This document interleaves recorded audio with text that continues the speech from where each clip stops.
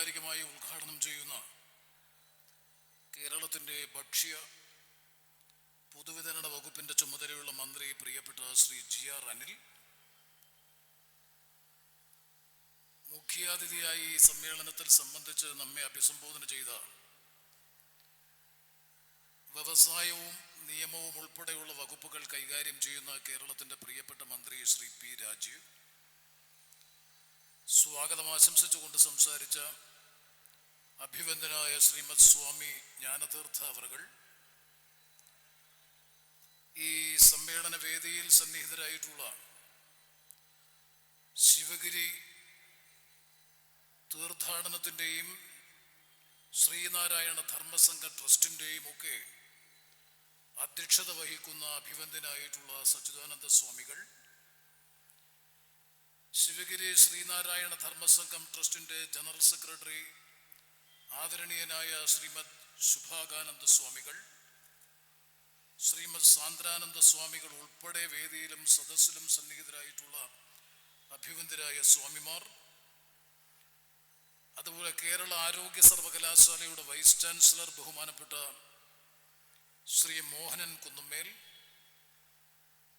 APJ Abdul Kalam സാങ്കേതിക സർവകലാശാലയുടെ മുൻ vice chancellor doctor K. Sivaprasad, അതുപോലെ സാർവദേശീയ തലത്തിൽ അറിയപ്പെടുന്ന ഈ വിഷയത്തെ സംബന്ധിച്ച് ആധികാരികമായി സംസാരിക്കാനുള്ള പ്രാപ്തിയുള്ള ഹാർവാർഡ് സർവകലാശാലയുടെ പ്രൊഫസറൊക്കെ ആയിട്ടുള്ള ബഹുമാനപ്പെട്ട ശ്രീ ബിജു, CMPയുടെ general secretary Shri CP John, AICC അംഗം Shrimati Bindu Krishna, Shri VK Muraleedharan, Indo Gulf and Middle East Chamber of കോമേഴ്സിൻ്റെ സെക്രട്ടറി ജനറലും ഗുരുദേവനെ സംബന്ധിച്ചുള്ള നിരവധി കൃതികൾ ഇതിനകം തന്നെ രചിച്ചിട്ടുള്ള ശ്രീനാരായണ പ്രസ്ഥാനങ്ങളുമായി അഭേദ്യമായ നേതൃബന്ധം പുലർത്തുന്ന മുംബൈയിലെ അറിയപ്പെടുന്ന വ്യവസായികളിൽ ഒരാൾ കൂടിയായ പ്രിയപ്പെട്ട doctor Suresh Kumar Madhusudan, doctor Bijeen S. Kothari, Amayananda സ്വാമികൾ, ഈ സദസ്സിലും വേദിയിലും സന്നിഹിതരായിട്ടുള്ള മറ്റ് ബഹുമാന്യരെ, പ്രിയമുള്ള സഹോദരങ്ങളെ, സുഹൃത്തുക്കളെ, തീർത്ഥാടന ലക്ഷ്യം ശാസ്ത്ര സാങ്കേതികം എന്ന വിഷയത്തെ അധികരിച്ചുകൊണ്ട് ശാസ്ത്രം ഭാവി ലോകത്തിൻ്റെ പ്രത്യാശയും സങ്കീർണതയും എന്നൊരു പ്രധാന കാര്യത്തെ സംബന്ധിച്ചുള്ള ഏറ്റവും കാലിക പ്രസക്തമായിട്ടുള്ള ഒരു ചർച്ചയ്ക്കാണ് ഈ സെമിനാറിൽ, ഈ സമ്മേളനത്തിൽ തുടക്കം കുറിക്കുന്നത്. ശാസ്ത്രം ഭാവി ലോകത്തിൻ്റെ പ്രത്യാശയാണ്, പ്രതീക്ഷയാണ്. അതോടൊപ്പം തന്നെ ഏറ്റവും സങ്കീർണതകൾ നിറഞ്ഞതാണ് ശാസ്ത്ര സാങ്കേതിക രംഗം. അപ്പോൾ പ്രതീക്ഷയും പ്രതീക്ഷയോടും കൂടി നമ്മൾ ഉറ്റുനോക്കുന്ന ശാസ്ത്രലോകത്ത് ഉയർന്നു വരുന്ന സങ്കീർണമായ പ്രശ്നങ്ങളെ എങ്ങനെ അഭിസംബോധന ചെയ്യാമെന്നുള്ളത് ആഗോളതലത്തിൽ ശാസ്ത്രലോകം ഏറ്റവും കൂടുതൽ ഗവേഷണം നടത്തിക്കൊണ്ടിരിക്കുന്ന വിഷയങ്ങളിൽ ഒന്നാണ് ഈ സങ്കീർണതകളെ എങ്ങനെ അഭിമുഖീകരിക്കാമെന്നതിനെ സംബന്ധിച്ച്. സമീപകാലത്ത് യൂറോപ്യൻ പാർലമെന്റിൽ നടന്ന ചർച്ചയുടെ പ്രധാനപ്പെട്ട തീം ഇത് തന്നെയായിരുന്നു. നിർമ്മിത ബുദ്ധി അഥവാ ആർട്ടിഫിഷ്യൽ ഇന്റലിജൻസിന്റെ പ്രത്യാഘാതങ്ങളെ എങ്ങനെ ആഗോള സമൂഹം അഡ്രസ് ചെയ്യും, അതിനെ എങ്ങനെ അതിജീവിക്കാൻ കഴിയുമെന്നതിനെ സംബന്ധിച്ചാണ് യൂറോപ്യൻ പാർലമെന്റ് ഗൗരവതരമായിട്ടുള്ള ഒരു ഡിബേറ്റ് നടന്നത്. ഞാനും നിങ്ങളുമൊക്കെ അത് പല മാധ്യമങ്ങളിലൂടെ വായിച്ചറിഞ്ഞിട്ടുണ്ടാകുമെന്നാണ് എൻ്റെ ബോധ്യം. നമ്മളിത് സംസാരിക്കുമ്പോൾ ശിവഗിരി കുന്നിൻ്റെ താഴ്വരയിൽ നിന്ന് 93ാമത് ശിവഗിരി തീർത്ഥാടന മഹോത്സവത്തോടനുബന്ധിച്ച് നടക്കുന്ന ഒരു സമ്മേളനത്തിൽ പങ്കെടുക്കുമ്പോൾ തികഞ്ഞ അഭിമാനബോധത്തോടുകൂടി മാത്രമേ ഈ സമ്മേളന വേദിയിൽ നിൽക്കാൻ കഴിയൂ. കാരണം വിശ്വഗുരു എന്ന് വിശേഷിപ്പിക്കപ്പെടുന്ന ശ്രീനാരായണ ഗുരുദേവൻ 1928 ഇത്തരത്തിലൊരു തീർത്ഥാടന സമ്മേളനം നടത്തണമെന്നും ആ തീർത്ഥാടന സമ്മേളനത്തിൽ 8 പ്രധാന വിഷയങ്ങളെ സംബന്ധിച്ച് ചർച്ച ചെയ്യണമെന്നുമുള്ള നിർദ്ദേശം മുന്നോട്ട് വെച്ചപ്പോൾ ആ 8 വിഷയങ്ങളിൽ അഷ്ടലക്ഷ്യങ്ങളിൽ പ്രധാനമായി ഊന്നൽ നൽകി ഗുരുദേവൻ പറഞ്ഞതാണ് ശാസ്ത്ര സാങ്കേതിക പരിശീലനം, സയൻസ് ആൻഡ് ടെക്നോളജി ട്രെയിനിങ്, അല്ലെങ്കിൽ അതിനെ സംബന്ധിച്ചുള്ള ഗവേഷണം, അതിനെ സംബന്ധിച്ചുള്ള പഠനം. അതിനോടനുബന്ധമായി പറഞ്ഞ 7ാമത്തെ വിഷയം, ഇത് 8ാമത്തേതാണെങ്കിൽ 7ാമത്തെ വിഷയം കൈത്തൊഴിലിനെ സംബന്ധിച്ചായിരുന്നു. ഇന്നത്തെ കാലഘട്ടത്തിൽ സ്കിൽ ഡെവലപ്മെന്റ്, നൈപുണ്യ വികസനം. ഞാനിത് പറയാൻ കാരണം, പരാമർശിക്കാനുള്ള പ്രധാനപ്പെട്ട കാരണം 1928 തീർത്ഥാടനത്തിന്റെ അഷ്ടലക്ഷ്യ സാക്ഷാത്കാരത്തിനു വേണ്ടി ഗുരുദേവൻ നിഷ്കർഷിച്ച വിഷയങ്ങളിൽ ഒരു നൂറ്റാണ്ട് കഴിഞ്ഞ് 1925 നമ്മൾ ചർച്ച ചെയ്യുമ്പോൾ, ഒരു നൂറ്റാണ്ടിന് മുമ്പ് ആ മഹാപുരുഷൻ അല്ലെങ്കിൽ ഋഷിവര്യൻ നമ്മോട് പറഞ്ഞതാണ് ശാസ്ത്ര സാങ്കേതിക പരിശീലനവും കൈത്തൊഴിലും അല്ലെങ്കിൽ സ്കിൽ ഡെവലപ്മെന്റ്, നൈപുണ്യ വികസനം ഉൾപ്പെടെയുള്ള കാര്യങ്ങൾ ഈ ശിവഗിരിയിൽ നടക്കുന്ന തീർത്ഥാടന സമ്മേളനത്തിൽ ചർച്ച ചെയ്യണമെന്ന് പറഞ്ഞാൽ, ആമുഖ പ്രസംഗത്തിൽ പ്രിയപ്പെട്ട മന്ത്രി ശ്രീ പി രാജീവ് പറഞ്ഞതുപോലെ എത്ര ദീർഘവീക്ഷണമുള്ള ഒരു ഋഷിവര്യനായിരുന്നു ഗുരുദേവൻ എന്നതിനെ സംബന്ധിച്ച് മറ്റെങ്ങും പോയി വിലയിരുത്തേണ്ട അല്ലെങ്കിൽ ആലോചിക്കേണ്ട കാര്യമുണ്ട് എന്ന് എനിക്ക് തോന്നുന്നില്ല. ഒരു നൂറ്റാണ്ടിനപ്പുറത്തുള്ള കാലഘട്ടത്തിന്റെ സാമൂഹ്യ പശ്ചാത്തലം, പ്രാകൃതമായ ഒരു സാമൂഹ്യ വ്യവസ്ഥ നിലനിന്ന കാലഘട്ടത്തിൽ ഇത്തരത്തിലുള്ള ശാസ്ത്രബോധം അഥവാ ഒരു സയന്റിഫിക് ടെമ്പറിനെ സംബന്ധിച്ച് ചിന്തിക്കാൻ പോലും കഴിയാതിരുന്ന ഒരു പ്രാകൃത കാലഘട്ടത്തിലാണ് ഗുരുദേവൻ ലോകത്തോട് അല്ലെങ്കിൽ ശിവഗിരി സമൂഹത്തോട്, ഈ ട്രസ്റ്റിനോട് അല്ലെങ്കിൽ ഈ മേഖലയോട് പറയുന്നത്, തീർത്ഥാടനത്തിൽ ചർച്ച ചെയ്യപ്പെടേണ്ടുന്ന പ്രധാനപ്പെട്ട വിഷയങ്ങളിൽ ഒന്ന് science and technology and it's training, അല്ലെങ്കിൽ അതിൻ്റെ പരിശീലനം, പഠനം, ഗവേഷണം, അത് ചർച്ച ചെയ്യണമെന്ന് ആവശ്യപ്പെടുമ്പോൾ ഗുരുദേവന്റെ മാഹാത്മ്യം ഒരു നൂറ്റാണ്ടിനപ്പുറത്ത് ഇത്രയും ദീർഘവീക്ഷണത്തോടു കൂടി കാലത്തെ വായിക്കാനും വരുംകാല ഭാവിയെ സംബന്ധിച്ച് വിലയിരുത്താനുമുള്ള അനിതര സാധാരണവും അത്യപൂർവമായ മികവിന്റെ ഉറവിടമെന്ന് വിശേഷിപ്പിക്കാൻ കഴിയുന്ന അഭിവന്ദ്യനായ ഗുരുദേവന്റെ ദീപ്തമായ ജ്വലിക്കുന്ന സ്മരണയ്ക്ക് മുന്നിൽ ഈ കാലം, ഈ കാലഘട്ടം, ഈ കാലഘട്ടത്തിന്റെ തലമുറ നമ്മൾ ശിരസ് നമിച്ചു വണങ്ങിയേ മതിയാകൂ എന്നാണ് എനിക്ക് ഈ അവസരത്തിൽ സൂചിപ്പിക്കാനുള്ളത്. മാത്രമല്ല 1927 ശ്രീനാരായണ ഗുരുദേവൻ മുൻകൈ എടുത്തുകൊണ്ട് ശിവഗിരി കേന്ദ്രമാക്കിക്കൊണ്ടൊരു Sivagiri industrial and agricultural Gurukulam എന്ന പേരിൽ കാർഷിക വ്യാവസായിക സംരംഭങ്ങളെ സംബന്ധിച്ചുള്ള പരിശീലനവും പഠനവും നടത്തുക എന്ന ഉദ്ദേശത്തോടു കൂടിയിട്ടുള്ള ഒരു സംരംഭം ശിവഗിരിയിൽ ആരംഭിക്കാനും അതിന്റെ പ്രോസ്പെക്ടസ് അടക്കം 12 പേജുള്ള പ്രോസ്പെക്ടസ് അടക്കം 1927 ഗുരുദേവൻ തയ്യാറാക്കി.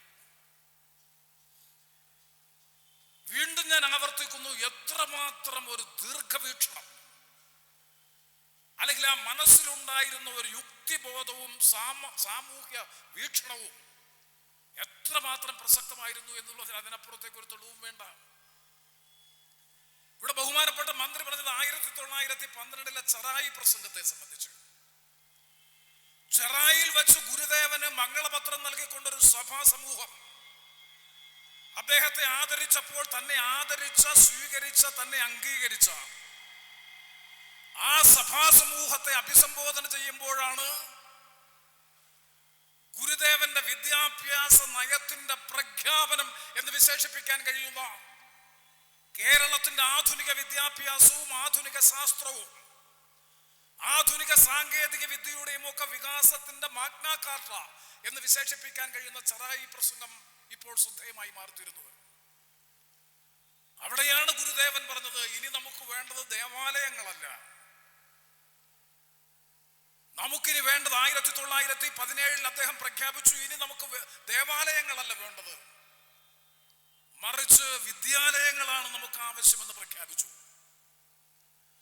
അതിന്റെ ഒക്കെ ഭാഗമായിട്ടാണ് 1912 ഇവിടെ നമുക്ക് എല്ലാവർക്കും അറിയാം വിജ്ഞാനത്തിന്റെ പ്രതീകമായ, അറിവിന്റെ പ്രതീകമായ സരസ്വതി പ്രതിഷ്ഠ അല്ലെങ്കിൽ ശാരദാ പ്രതിഷ്ഠയ്ക്ക് നേതൃത്വം കൊടുത്തു. ഞാൻ ഇത്രയും സൂചിപ്പിച്ചതിന്റെ സംക്ഷിപ്തം അല്ലെങ്കിൽ അതിൻ്റെ ഒരു ചുരുക്കം എന്നത് വിശേഷിപ്പിക്കാൻ ആഗ്രഹിക്കുന്നത് ശാസ്ത്രത്തെക്കുറിച്ച്, സാങ്കേതിക രംഗത്തുണ്ടാകുന്ന സ്ഫോടനാത്മകമായിട്ടുള്ള വികാസത്തെ സംബന്ധിച്ച് ഒരു നൂറ്റാണ്ടിനപ്പുറത്ത് തന്നെ തിരിച്ചറിയുകയും അതിൻ്റെ സാധ്യതകൾ മുഴുവൻ നമ്മുടെ സമൂഹത്തിന് പ്രയോജനപ്പെടുത്താൻ ഉതകുന്ന നിലയിൽ ചർച്ചകളും പഠനങ്ങളും ഗവേഷണങ്ങളും അനിവാര്യമാണ് എന്ന് ഒരു സമൂഹത്തെ ഉദ്ബോധിപ്പിക്കുകയും ചെയ്ത ആ ഗുരുദേവൻ ഉദ്ഘോഷിച്ച അല്ലെങ്കിൽ ആഹ്വാനം ചെയ്ത തീർത്ഥാടനത്തിന്റെ ഭാഗമായിട്ടാണ് ഇന്ന് ശാസ്ത്ര സാങ്കേതിക രംഗത്തെ പ്രത്യാശയെ സംബന്ധിച്ച് നമ്മൾ ചർച്ച ചെയ്യുന്നത്, പ്രതീക്ഷയെ സംബന്ധിച്ച് ചർച്ച ചെയ്യുന്നത്. അതോടൊപ്പം ഈ സമ്മേളനത്തിന്റെ ഏറ്റവും പ്രത്യേകത, ഈ വിഷയം തിരഞ്ഞെടുത്തവരെ ഞാൻ പ്രത്യേകമായി അഭിനന്ദിക്കുന്നു, അതിന്റെ സങ്കീർണതകളെ സംബന്ധിച്ചാണ് ഇന്ന് ലോകം ഏറ്റവും കൂടുതൽ ചർച്ച ചെയ്തുകൊണ്ടിരിക്കുന്നത്. ആ സങ്കീർണതകളെ സംബന്ധിച്ചാണ് ശരിയായ രൂപത്തിൽ ഇന്ന് വിലയിരുത്തേണ്ടത്. കാരണം നമുക്കെല്ലാവർക്കും അറിയാം, ക്വാണ്ടം മെക്കാനിക്സ് ഉൾപ്പെടെ ശാസ്ത്രലോകത്തുണ്ടായിക്കൊണ്ടിരിക്കുന്ന ടെക്നോളജിയുടെ എക്സ്പ്ലോസീവ് ഡെവലപ്മെന്റ്, മനുഷ്യനാൽ നിയന്ത്രിതമല്ലാത്ത നിലയിലേക്കുള്ള വികാസമാണ്, വളർച്ചയാണ് സാങ്കേതിക രംഗത്ത്, ശാസ്ത്രരംഗത്ത് അനുദിനം സംഭവിച്ചുകൊണ്ടിരിക്കുന്നത്. അതിന്റെ ഏറ്റവും ഒടുവിലത്തെ ഉദാഹരണമല്ല, അതും കഴിഞ്ഞു പോയി ആർട്ടിഫിഷ്യൽ ഇന്റലിജൻസ്, നിർമ്മിത ബുദ്ധി. ഇന്ന് ഞാൻ മനസ്സിലാക്കുന്നത് ശരിയെങ്കിൽ ഇവിടെ ഇരിക്കുന്ന ശാസ്ത്രകാരന്മാരായിട്ടുള്ള നിരവധി വ്യക്തികൾ, ശാസ്ത്ര സാങ്കേതിക സർവകലാശാലയുടെ മുൻ വൈസ് ചാൻസലർ ഉൾപ്പെടെ, കേരള സർവകലാശാലയുടെ വൈസ് ചാൻസലർ അടക്കം, ഞാൻ നേരത്തെ പറഞ്ഞതുപോലെ ഹാർവാർഡ് യൂണിവേഴ്സിറ്റിയുടെ പ്രൊഫസർ ഉൾപ്പെടെ പ്രമുഖരായിട്ടുള്ള ശാസ്ത്ര സാങ്കേതിക മേഖല നേരിട്ട് കൈകാര്യം ചെയ്യുന്ന, അവിടെ നേതൃത്വം കൊടുക്കുന്നവർക്ക് ആ കാര്യത്തെ സംബന്ധിച്ച് കൂടുതൽ വിശദമായിട്ടുള്ള സ്പഷ്ടീകരണം നമുക്ക് നൽകാൻ കഴിയുമെന്നാണ് എൻ്റെ വിശ്വാസം. ഒരു ലേമാൻ എന്ന നിലയിൽ, ഒരു പൊതുപ്രവർത്തകൻ, ഒരു സാമൂഹ്യ പ്രവർത്തകൻ എന്ന നിലയിൽ വലിയ തോതിലുള്ള ആശങ്ക, ആ സങ്കീർണതകളുടെ ആശങ്ക ഞാനും ഈ അവസരത്തിൽ പങ്കുവെക്കുകയാണ്. 1980കളുടെ തുടക്കത്തോടു കൂടിയാണ് ആർട്ടിഫിഷ്യൽ ഇന്റലിജൻസിന്റെ അഡ്വാൻസ്ഡ് ആപ്ലിക്കേഷനെ സംബന്ധിച്ചുള്ള വിശദമായ ഗവേഷണം ജെഫ്രി ഹിൻഡന്റെ നേതൃത്വത്തിൽ ജർമ്മനിയിൽ ആരംഭിച്ചത്. ആ ജർമ്മനിയിൽ ആരംഭിച്ചു. ഏറ്റവും ഒടുവിൽ 2024 അദ്ദേഹത്തിന് ഭൗതിക ശാസ്ത്രത്തിൽ നൊബേൽ പ്രൈസ് ലഭിച്ചു. ജെഫ്രി ഹിൻഡൻ എന്ന് പറയുന്ന ജർമ്മൻ ശാസ്ത്രകാരൻ അറിയപ്പെടുന്നത് he is the godfather of artificial intelligence. നിർമ്മിത ബുദ്ധിയുടെ തലതൊട്ടപ്പൻ എന്ന് വിശേഷിപ്പിക്കാൻ കഴിയുന്നയാളാണ്. കാരണം ആർട്ടിഫിഷ്യൽ ഇന്റലിജൻസിന്റെ, നിർമ്മിത ബുദ്ധിയുടെ ഏറ്റവും അഡ്വാൻസ്ഡ് ആയിട്ടുള്ള ആപ്ലിക്കേഷൻസ് എങ്ങനെ നമ്മുടെ തലച്ചോറുമായി ബന്ധപ്പെട്ട്, ആർട്ടിഫിഷ്യൽ ഇന്റലിജൻസിനുണ്ടായിരുന്ന, നിർമ്മിത ബുദ്ധിക്കുണ്ടായിരുന്ന ഏറ്റവും പ്രധാനപ്പെട്ട ഡീമെറിറ്റ് അല്ലെങ്കിൽ ന്യൂനത, മനുഷ്യന്റെ തലച്ചോറിന്റെ സ്പന്ദനങ്ങൾക്കനുസരിച്ച് അല്ലെങ്കിൽ ന്യൂറൽ നെറ്റ്വർക്ക് അനുസരിച്ച് നമ്മുടെ തലച്ചോറിലെ നെർവ്സിന്റെ ഒക്കെ ചിന്തകൾക്കും വിചാരങ്ങൾക്കും അനുരോധമായി കാര്യങ്ങൾ പ്രതിപ്രവർത്തനം പോലെ നിർവഹിക്കാനുള്ള കഴിവില്ല എന്നുള്ളതായിരുന്നു അതിന്റെ ഡീമെറിറ്റെങ്കിൽ, അവിടെയാണ് ജെഫ്രി ഹിൻഡന്റെ നേതൃത്വത്തിൽ നടത്തിയ ഗവേഷണത്തിന്റെ അടിസ്ഥാനത്തിൽ ഇപ്പോ നമ്മുടെ മനുഷ്യന്റെ തലച്ചോർ ഉപയോഗിച്ച്, ന്യൂറൽ നെറ്റ്വർക്കിംഗ് ഉപയോഗിച്ച് എങ്ങനെയാണോ വിചാര വിക്ഷോഭത്തോടുകൂടി പ്രതികരിക്കുന്നതും ഇടപെടുന്നതും പ്രവർത്തിക്കുന്നതും, അതുപോലെ നിർമ്മിത ബുദ്ധി ഉപയോഗിച്ച്, ആർട്ടിഫിഷ്യൽ ഇന്റലിജൻസ് അല്ലെങ്കിൽ AI ടൂൾസ് ഉപയോഗിച്ചുകൊണ്ട് പ്രവർത്തിക്കാൻ കഴിയുമെന്ന് ഒരു പരിധിവരെ കണ്ടെത്തിയിരിക്കുന്നു. എന്ന് പറഞ്ഞാൽ മനുഷ്യന് ചെയ്യാൻ കഴിയുന്ന കാര്യങ്ങൾ, എനിക്കും നിങ്ങൾക്കും ചെയ്യാൻ കഴിയുന്ന കാര്യങ്ങൾ, ഏതാണ്ട് 90% കാര്യങ്ങൾ ഇപ്പോ നിർമ്മിത ബുദ്ധി ഉപയോഗിച്ച്, ടെക്നോളജിയുടെ മോസ്റ്റ് ലേറ്റസ്റ്റ് ടെക്നോളജി എന്ന് വിശേഷിപ്പിക്കാൻ കഴിയുന്ന ആർട്ടിഫിഷ്യൽ ഇന്റലിജൻസിന്റെ അഡ്വാൻസ് സ്റ്റേജിൽ ചെയ്യാൻ കഴിയുമെന്ന് തെളിയിക്കപ്പെട്ടിരിക്കുന്നു. അങ്ങനെ വന്നാൽ അതുണ്ടാക്കുന്ന ഒരു സങ്കീർണതയെ സംബന്ധിച്ചാണ് സത്യത്തിൽ ഇന്ന് ഗൗരവബുദ്ധിയോടുകൂടി ലോകം ആലോചിക്കേണ്ടത്, ചിന്തിക്കേണ്ടത്. അതാണ് ഞാൻ യൂറോപ്യൻ പാർലമെന്റിന്റെ ഡിബേറ്റിനെ സംബന്ധിച്ച് ഇവിടെ സൂചിപ്പിച്ചത്. സത്യത്തിൽ ഇനിയും ആർട്ടിഫിഷ്യൽ ഇന്റലിജൻസിന്റെ അഡ്വാൻസ്ഡ് ആപ്ലിക്കേഷൻസിനെ സംബന്ധിച്ചുള്ള മതിയായ ചർച്ചകളും വിലയിരുത്തലും നമ്മുടെ രാജ്യത്തിനെയും ആ ഗൗരവത്തോടു കൂടി ഉണ്ടായിട്ടുണ്ടോ എന്ന കാര്യം സംശയാസ്പദമാണ്. കാരണം 140 കോടിയോളം വരുന്ന ജനസംഖ്യയുള്ള വൈവിധ്യവൽകൃതമായ സംസ്കൃതികളും വ്യത്യസ്തമായിട്ടുള്ള പശ്ചാത്തലവുമുള്ള ബഹുസ്വരത നിലനിൽക്കുന്ന ഇന്ത്യയെ പോലെയുള്ള ഒരു രാജ്യത്ത്, അതും വിദ്യാഭ്യാസ രംഗത്ത്, ഞാൻ കേരളത്തെ കുറിച്ചല്ല പറഞ്ഞ, വിദ്യാഭ്യാസ രംഗത്തും സാങ്കേതിക വിദ്യാഭ്യാസ രംഗത്തും ഇപ്പോഴും നിരക്ഷരത നിലനിൽക്കുന്ന ഇന്ത്യയെ പോലെയുള്ള ഒരു സംസ്ഥാനത്ത് ഇതുണ്ടാക്കാൻ പോകുന്ന അസമത്വത്തെ സംബന്ധിച്ചും ഇതുണ്ടാക്കാൻ പോകുന്ന സാമൂഹ്യ പ്രശ്നങ്ങളെ സംബന്ധിച്ചും അതോടൊപ്പം മറ്റൊട്ടനവധി നൈതികമായിട്ടുള്ള നമ്മുടെ ജീവൽ പ്രശ്നങ്ങളെ സംബന്ധിച്ചും വലിയ തോതിലുള്ള ഉത്കണ്ഠയും ആശങ്കയും ഇന്ന് സമൂഹത്തിൽ ഉയർന്നു നിൽക്കുകയാണ്. ശാസ്ത്രരംഗത്തെയും സാങ്കേതിക രംഗത്തെയും സ്ഫോടനാത്മകമായ വികാസത്തിന്റെ പ്രയോജനം നമ്മുടെ ജീവിതത്തെ കൂടുതൽ ലളിതവൽക്കരിക്കുമെന്ന കാര്യത്തിൽ ഒരു സംശയവും വേണ്ട. 2024 നൊബേൽ പ്രൈസ് വാങ്ങിക്കൊണ്ട് ശ്രീ മിസ്റ്റർ ജഫ്രി ഹിൻഡൻ നടത്തിയ പ്രഭാഷണം, ആ പ്രഭാഷണത്തിൽ അദ്ദേഹം പറയുന്നു, ആ പ്രഭാഷണത്തിലും അതിനെ തുടർന്നുള്ള ഒരു ഇന്റർവ്യൂവിൽ അദ്ദേഹം പറയുന്നുണ്ട്, എനിക്ക് നല്ലതുപോലെ അറിയാം ഈ ആർട്ടിഫിഷ്യൽ ഇന്റലിജൻസ് അഥവാ നിർമ്മിത ബുദ്ധിയുടെ അത്യന്താധുനികമായിട്ടുള്ള സാങ്കേതിക വശങ്ങൾ വികസിപ്പിച്ചതിലൂടെ ഞാൻ വളർത്തിക്കൊണ്ടുവരുന്നത് ഓമനത്വമുള്ള ഒരു കടുവാ കുഞ്ഞിനെയാണ് ഞാൻ വളർത്തിക്കൊണ്ടുവരുന്നത് എന്ന നല്ല ബോധ്യം എനിക്കുണ്ട്. എന്ന് പറഞ്ഞാൽ അതിന്റെ അർത്ഥം, ഇപ്പോൾ ഓമനത്വമുള്ള കടുവാ കുഞ്ഞ് നാളെ വളർന്നൊരു ഭീമൽ സ്വരൂപം പ്രാപിച്ചാൽ ഉണ്ടാകുന്ന സങ്കീർണത, ഉണ്ടാകുന്ന പ്രത്യാഘാതം ഭീകരമാണ് എന്ന് ഇതിന്റെ ഉപജ്ഞാതാവ് എന്ന് വിശേഷിപ്പിക്കുന്ന, God father of artificial intelligence എന്ന് വിശേഷിപ്പിക്കുന്ന ജഫ്രി ഹിൻഡൻ തന്നെ ആ നോബൽ സമ്മാനം കിട്ടിയ വേളയിൽ അദ്ദേഹം തന്നെ അതിനെ സംബന്ധിച്ച് പരാമർശിക്കുകയാണ്. അപ്പൊ ഈ സങ്കീർണതകളെ എങ്ങനെ നമ്മൾ അതിജീവിക്കും?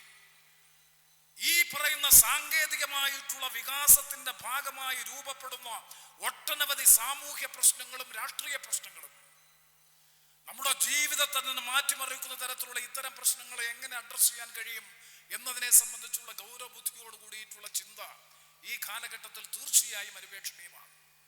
മാത്രമല്ല, അദ്ദേഹം നോബൽ പ്രൈസ് വാങ്ങിക്കൊണ്ട് നടത്തിയ പ്രസംഗത്തിൽ ഒരു വാചകം പറഞ്ഞു, ഞാനത് കോട്ട് ചെയ്യാൻ ആഗ്രഹിക്കുന്നില്ല.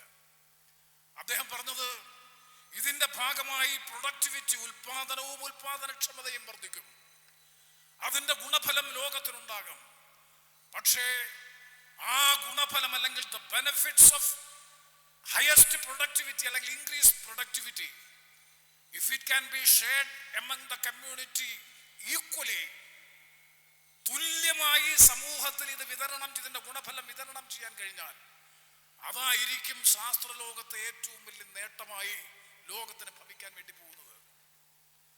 നിർഭാഗ്യകരമെന്ന് പറയട്ടെ, ആധുനികവൽക്കരണത്തിന്റെ കുത്തൊഴുക്കിൽ, പ്രത്യേകിച്ചും ആഗോളവൽക്കരണ സാമ്പത്തിക പ്രത്യയശാസ്ത്രം അതിന്റെ ഉച്ചസ്ഥാവസ്ഥയിൽ എത്തി നിൽക്കുന്ന സാഹചര്യത്തിൽ അങ്ങനെ ഒരു രാഷ്ട്രീയ ദാർശനികതയെ സംബന്ധിച്ച്, രാഷ്ട്രീയ സിദ്ധാന്തത്തെ സംബന്ധിച്ച് ചിന്തിക്കാൻ പോലും ഇന്നത്തെ ലോകത്തിന് കഴിയില്ല.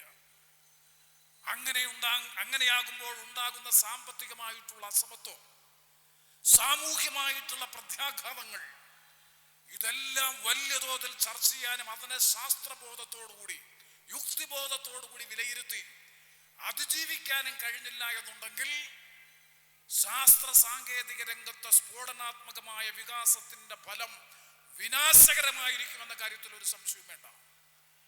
അവിടെയാണ് ഒരു ബാലൻസിങ് അപ്രോച്ച് ഈ കാര്യത്തിൽ അനിവാര്യമായിട്ടുള്ളത്. അവിടെയാണ് ജഫ്രി ഹിൻഡനെ ഞാൻ ആവർത്തിച്ച് ആ പേര് മെൻഷൻ ചെയ്യുന്നത്.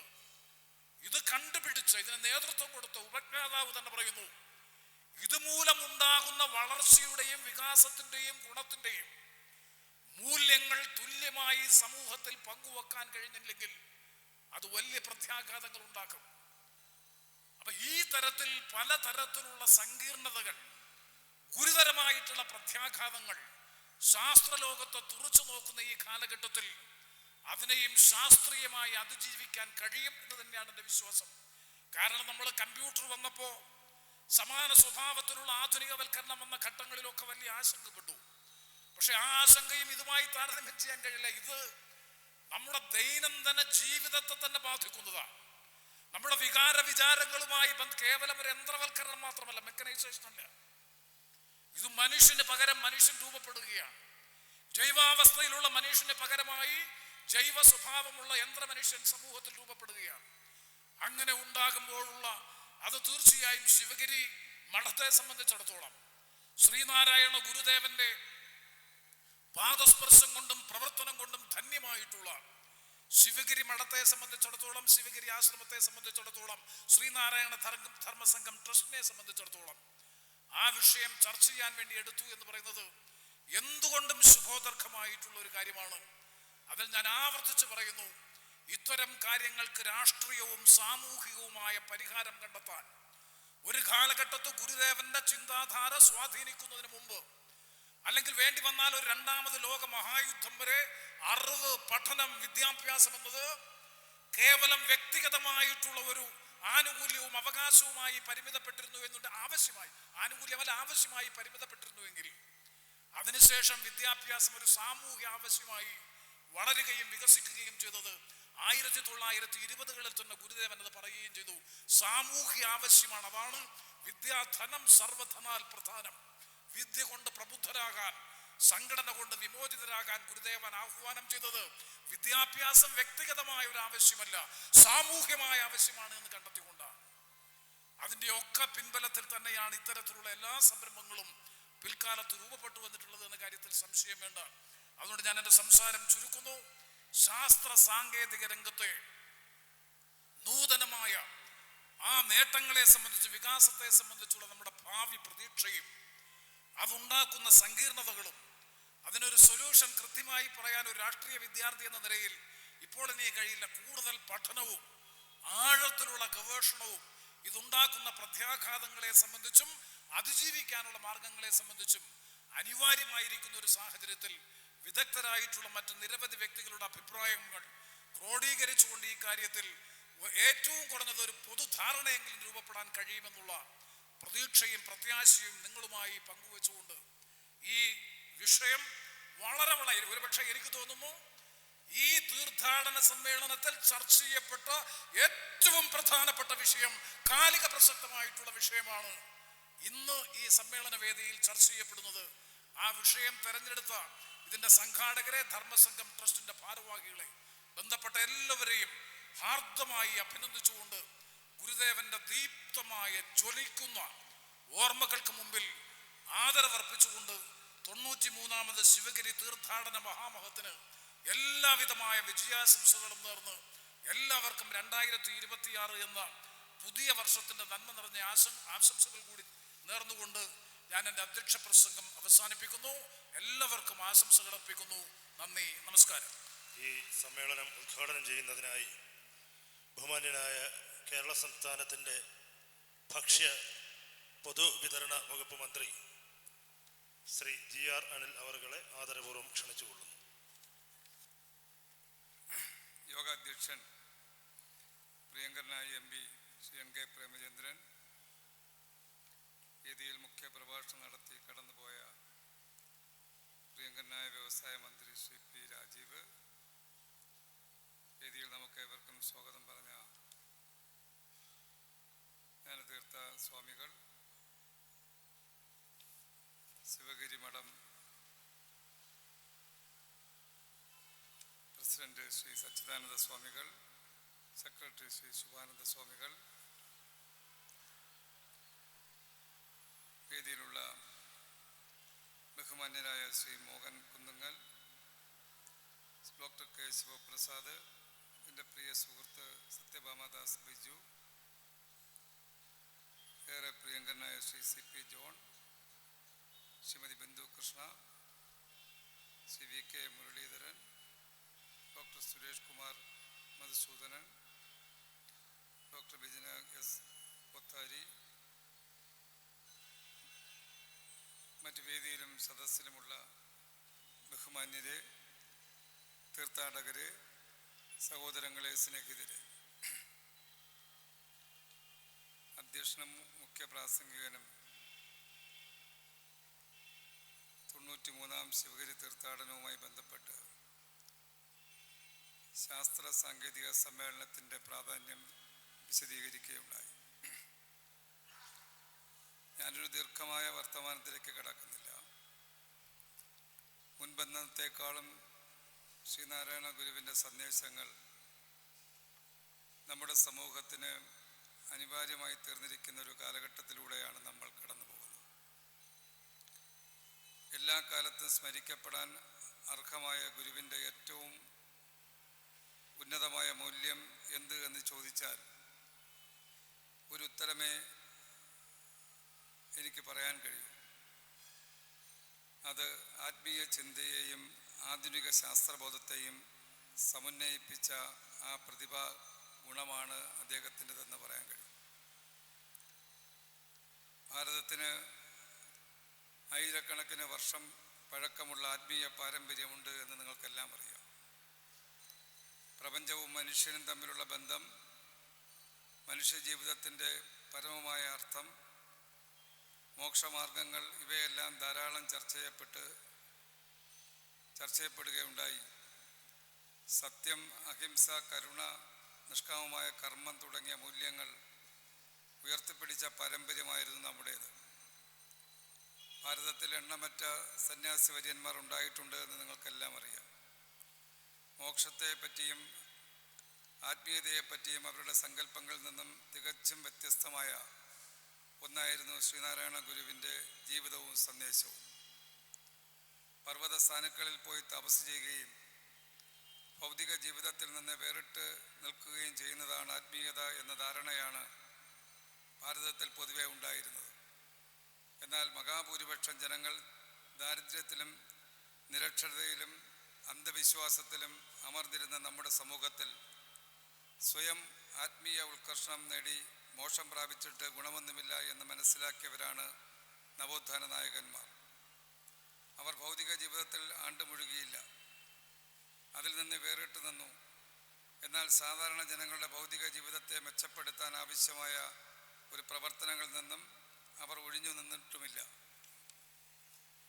ആധുനിക ഇന്ത്യൻ സമൂഹത്തെ സൃഷ്ടിക്കുന്നതിൽ വലിയ പങ്ക് വഹിച്ച ഇത്തരക്കാരിൽ പലരും സന്യാസിമാരായിരുന്നു എന്നുള്ള കാര്യം നമുക്കെല്ലാം അറിയാം.